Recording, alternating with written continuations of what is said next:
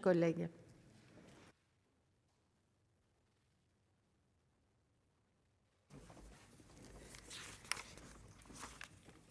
Merci Madame la Présidente, Madame la Ministre, Mesdames les rapporteurs, chers collègues.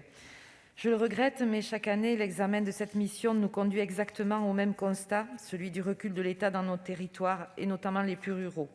Ce recul, c'est l'effacement progressif des services publics de proximité au profit de la dématérialisation et du tout numérique. Non pas que nous soyons opposés à ces progrès, mais ils se heurtent à plusieurs réalités pratiques. D'abord, l'ensemble de nos concitoyens n'a tout simplement pas accès à une connexion Internet au débit suffisante. Ensuite, cette volonté du tout numérique méconnaît totalement la réalité qu'est l'électronisme, qui touche près de 17% de la population. À ce titre, j'espère que la mission, initiée par notre collègue Raymond Vall l'année dernière, apportera des solutions pour lutter contre ce phénomène. On peut néanmoins noter que le Gouvernement est cohérent dans son objectif en constatant une montée en puissance des crédits de la mission numérique au sein du programme « Conduite et pilotage des politiques de l'intérieur ». Pour continuer sur les crédits de la mission, l'essentiel des 4,2 milliards d'euros des crédits de la mission sont concentrés sur le programme 354 « Administration territoriale de l'État ». Comme l'année dernière, l'augmentation des crédits de ce programme vient simplement acter l'augmentation du périmètre de la mission. Concernant l'administration déconcentrée, on pourrait se réjouir que pour la première fois depuis 2008, il n'y ait pas de baisse des effectifs.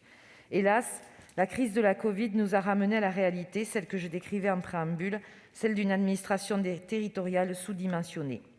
Je regrette une fois de plus qu'à cette réalité, on réponde par moins d'État et moins de services publics, tout comme nous pouvons le constater sur la poursuite, malgré le contexte, de la restructuration du service des impôts sur nos territoires ruraux.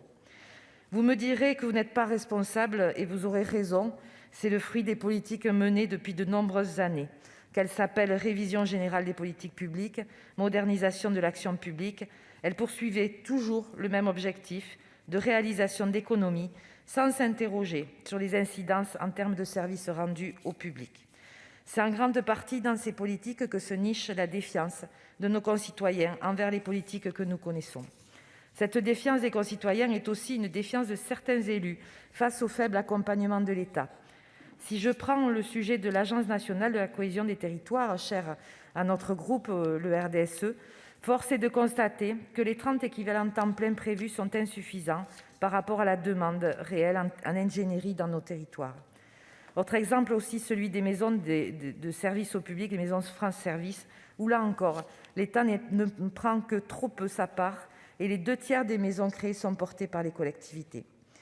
Concernant le programme 232, Vie politique, cultuelle et associative, comme l'année dernière, il connaîtra une hausse de ses crédits du fait de la tenue des élections régionales et départementales.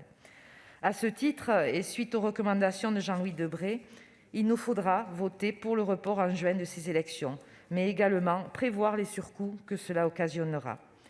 Enfin, la disparition de la Miviludes, couplée à la baisse du fonds interministériel de prévention de la délinquance dans lequel elle a été fondue, nous inquiète quant à la priorité que le Gouvernement donne à la lutte contre les dérives sectaires.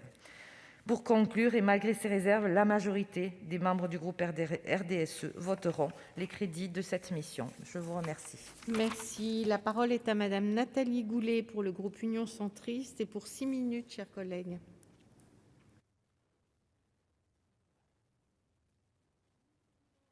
Madame la ministre, rapporteur, mes chers collègues,